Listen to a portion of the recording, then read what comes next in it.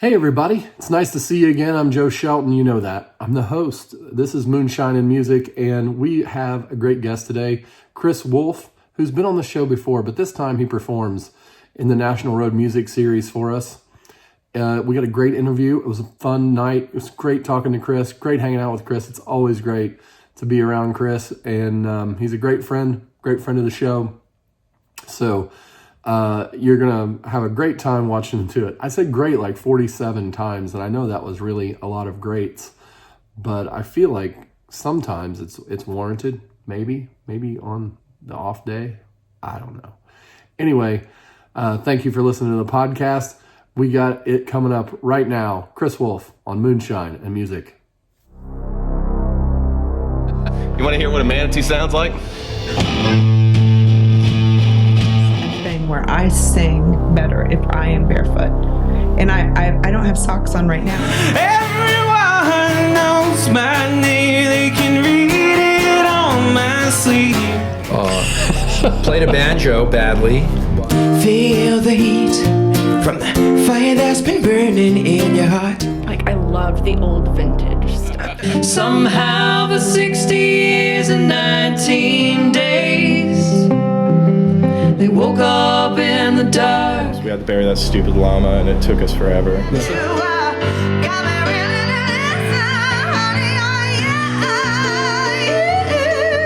How to make music happen, how to make it pretty, how to make it dissonant, and I learned how to sing through them. Don't let babies with crazy people, cause they never go away. And then you could take like 6 pennies and tape them to the arm, and it would ride over the wave.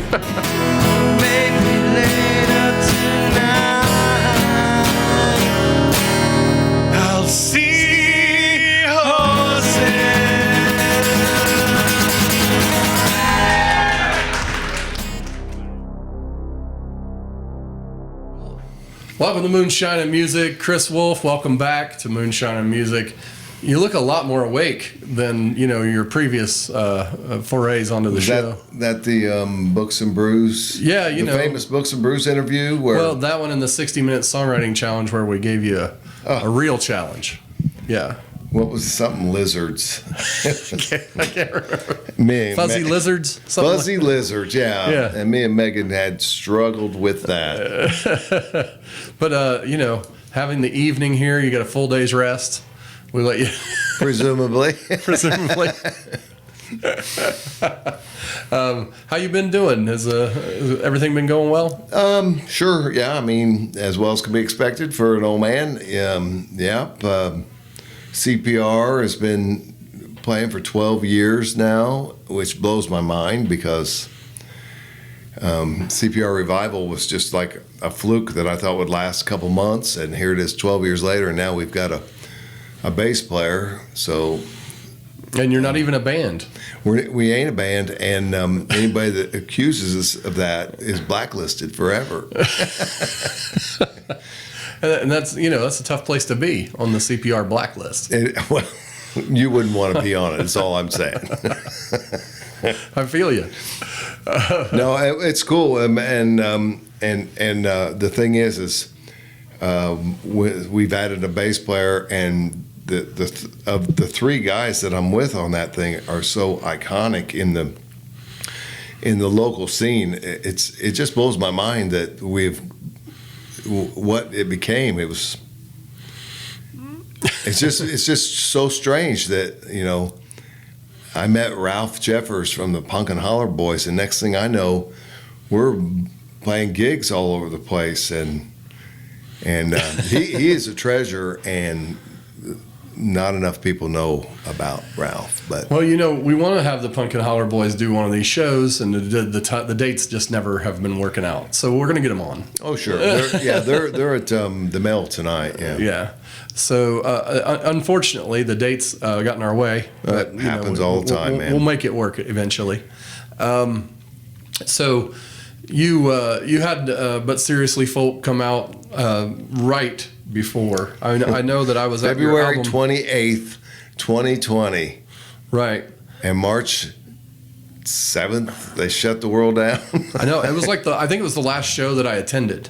Oh, was it really? Yeah, like before. I mean, I played a show like a couple days after it, but like the last one that I attended was that, and it just became such a surreal thing. I keep remembering, it wasn't Chris Wolf's album show. It was also really the last thing at Square Cat Vinyl, because like the new place doesn't feel like it's Square Cat Vinyl to me, but the vibe has definitely changed. Yeah. It's it's such a different place. Nothing wrong with it. It's really nice. It's very cool place. It's very nice. It's just like the old version had just this, cool factor that is hard to replicate. Right. It was gritty cool. Gritty cool. Yeah. Now it's like slick cool. Yeah. Now it's slick. Yeah. Yeah. It's still cool, but yeah. It's different. It's still cool. It's just different. So it was like, it was as if this thing came along and, wow, everything's closed, and then there's a remodel. The whole thing's different. I know. I helped Mike on a lot of that remodel. Yeah. And then we finally had an open stage there a couple weeks ago, and that was really fun. Did you have a good time that day, or were you stressed out? It was a lot of work. No, I wasn't stressed, but it was a lot of work. We had, I think, 38 performers, and if you're running an open mic, you introduce somebody and then you let them play 3, 4, 5 songs, whatever, however, depending on the list. and so you get a little time to relax for a minute. But with that show, man, you don't have time. I mean, you and plus that stage, now you're walking around behind, where before you just stepped up on it, stepped off of it, Yeah, it's a lot bigger stage. Yeah, and so you have to be ready to run around the back of the stage and go up the steps, and then so there was no downtime. It was 4 hours of go, and it was a blast, and it was good to see and hear everybody and get some new folks that never been there performing, and it was really a cool thing. But I mean, it's such a special thing because all of us in the scene in Indy, like that's the place that if we don't play an open mic anywhere else, we would go down there to do that one, right? There were so many friendships made there, and a lot of those friendships, several of those friendships turned into collaborations, and that was a gift to me. I mean, it's something we're all grateful for, that thing, because it brought such community together. It would be cool if it happened more often. I understand, the business is completely different and all that stuff, and it probably isn't going to be a regular item. But if it was more regular, or that would be great. Mike, we'd love to do it, all of us. Yeah, absolutely. The thing is I've been approached several times. A couple of times before COVID, and then several times during the wind down of COVID, all the way up to recently, to try to replicate that, and I don't think that I can. I think that it was the perfect storm. Square Cat was the place, and people wanted to be there, and there's not many places where you can tell everybody, okay, you only get one song, it has to be original, and everybody has to shut up and get all those things to work, and get everybody to agree to the different combinations of sign up that we had before we ultimately ended up with what we did this last time. That was a new thing too. There were so many different combinations, and people were still like, okay, well, we'll see how this goes. And they always came back, and it just blew my mind. I'll be honest with you, when Mike approached me with this, he was like, I want to do this open mic. I want it to be all original, and I want it to be just one song each, like they do in Nashville. And I thought to myself, oh, that's never going to work. But yeah, I'm in, sure. I figured we'd iron it out later. Yeah. And it went exactly the way he wanted it to. And Jen was like a part of the potion. The bartender Jen, she was like part of the potion, because she helped keep everything together too. And she would look at the crowd and tell people to shut up, or to quiet it down, and it was not rude. It was just like respect for everybody. And we didn't even need that at the other day. I mean, everybody just just kind of falls in line at that. They did. You're right. Yeah, you're exactly and right. I think for me, I think the thing about it being so experienced and doing so many shows, over the years, when you have rules, when you have things that are respectful to music in general, then you attract people.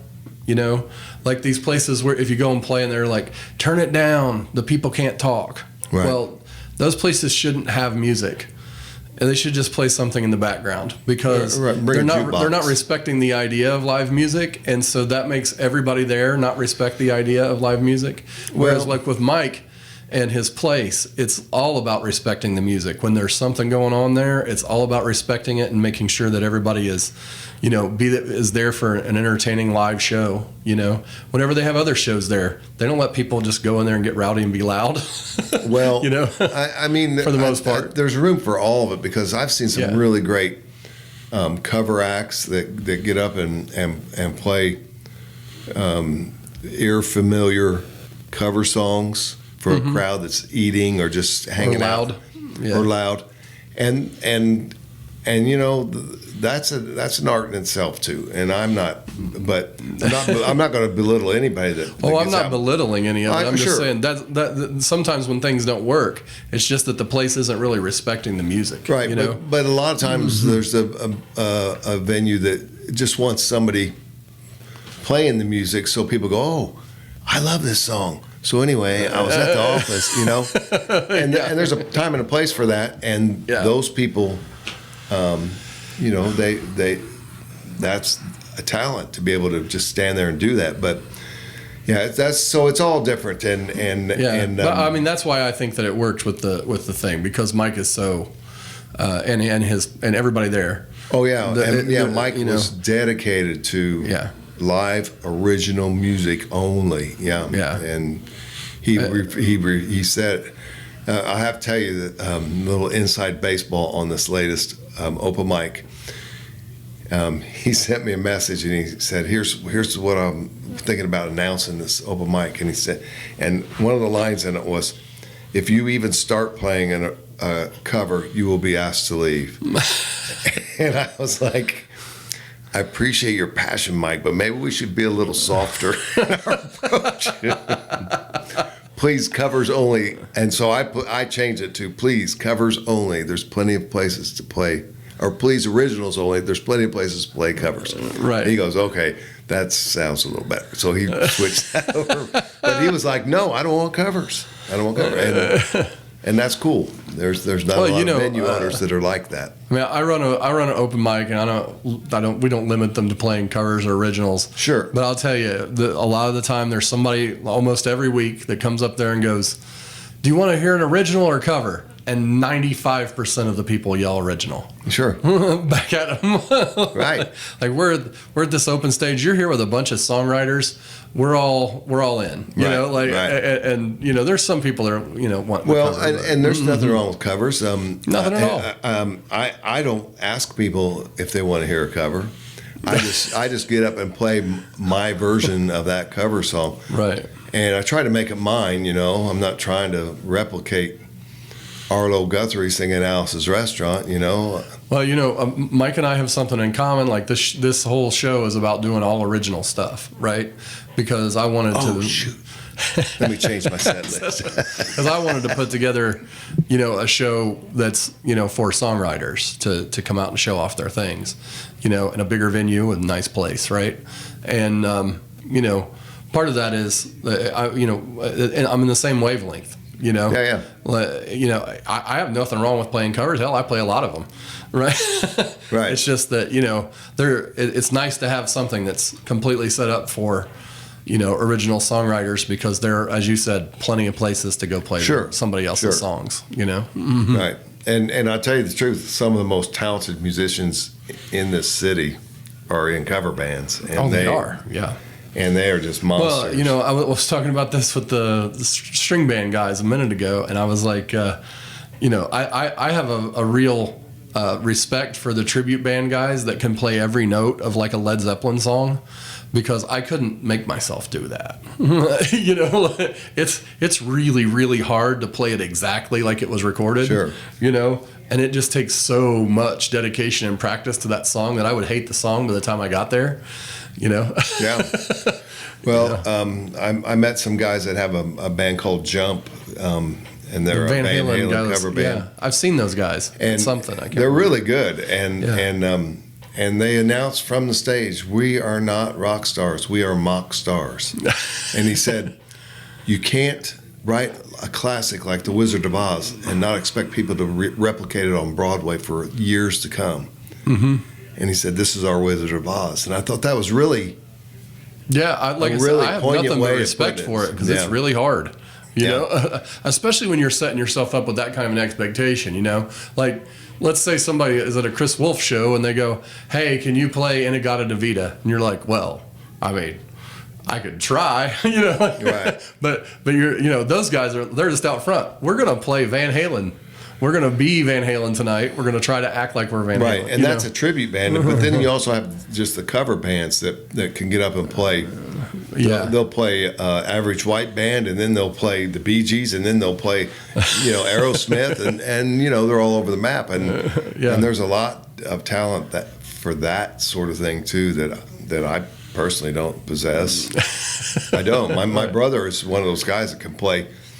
He can play jazz. He plays funk. He writes. He does original instrumentals that are jazz funk fusion.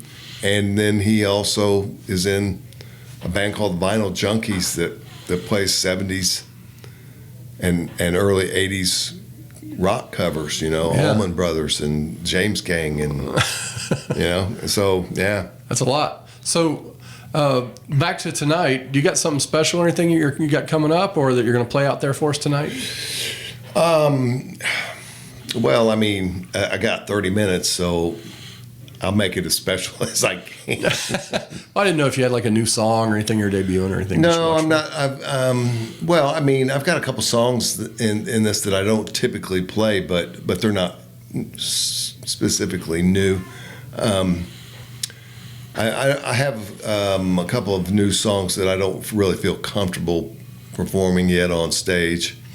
I'm still working them out, but yeah, I'm gonna throw some Chris Wolf classics, you know, if there are such a thing, and then a couple of my newer things, and you know, it's 30 minutes, so it's what, 5 songs, 6 songs, something like that. Yeah. Yeah, I mean, it'll be a lot of fun, I hope, for you tonight. Oh, yeah. If there's one person listening, if my wife's in the crowd, well, if there's one person listening,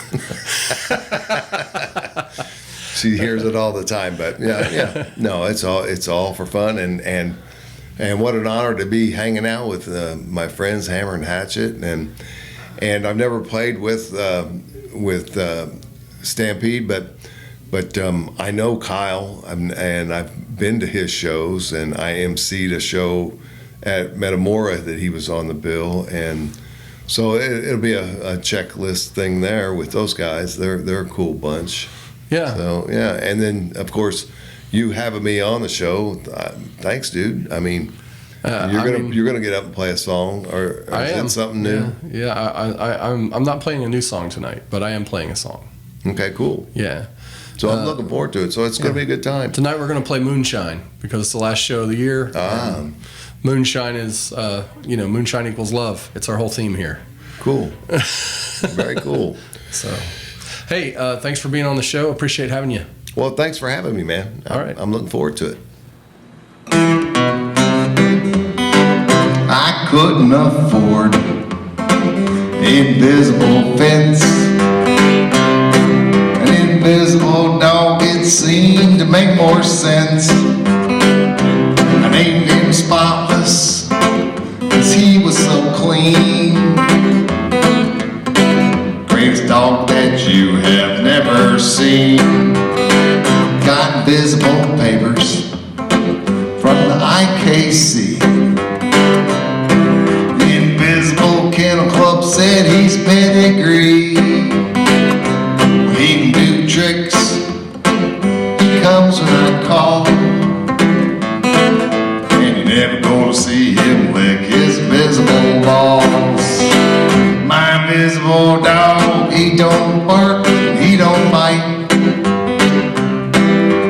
need to go out for a walk in the middle of the night. He's always gonna be there to the end. My invisible dog is my best friend. Sometimes he sleeps out on my front stoop, and you never gotta worry about stepping in invisible poop. Now you might wonder just where he's at.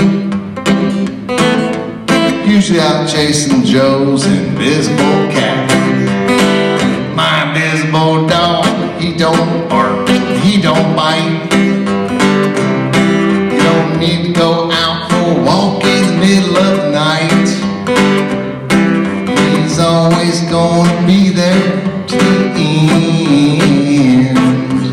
My invisible dog is my best friend. One day he went out to play in the yard. He got run over by an invisible car. And now he won't fetch, he just lies there instead. And you're never gonna see how well he plays dead. My invisible dog, he never barked and he never bit. He was greatest dog until he got hit. He was always there until the very end. My invisible dog was my best friend. My invisible dog was my best friend.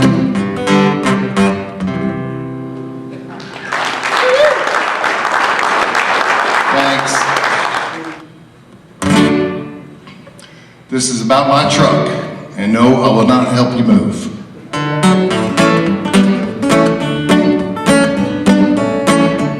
I think we should all give Joe a big hand for putting these local shows together with local talent.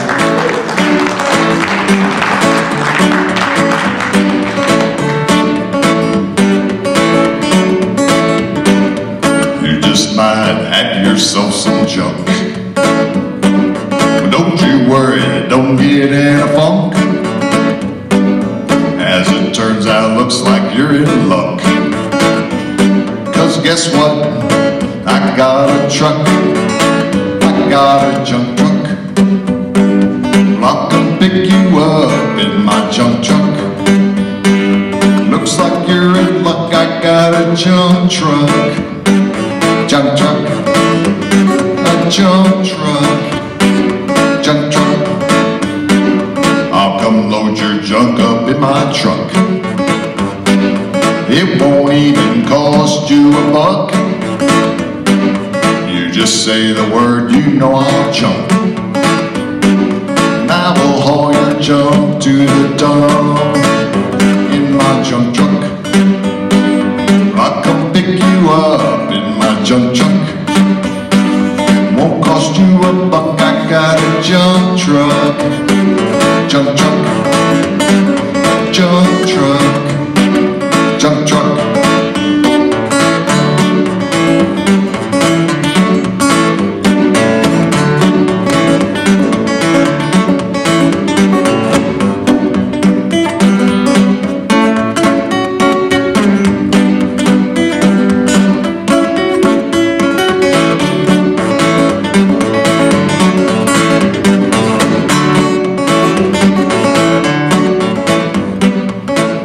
Gotten rid of all your junk. Well, I think we should go and get drunk. I'll come pick you up in my truck. And after we get drunk, we can talk in my junk truck. I'll come pick you up in my junk truck.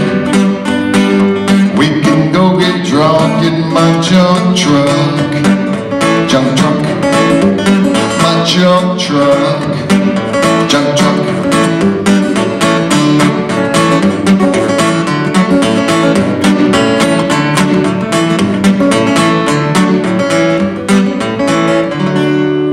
Junk truck. Thank you you very much, Greenfield. Thank you, Joe. Thank you, Rick's Theater. And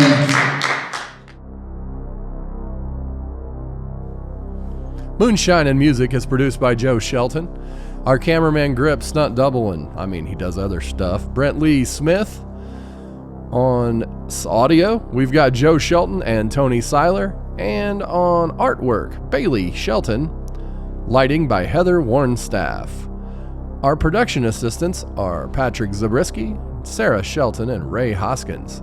Thanks for joining us, and we'll see you next time on Moonshine and Music.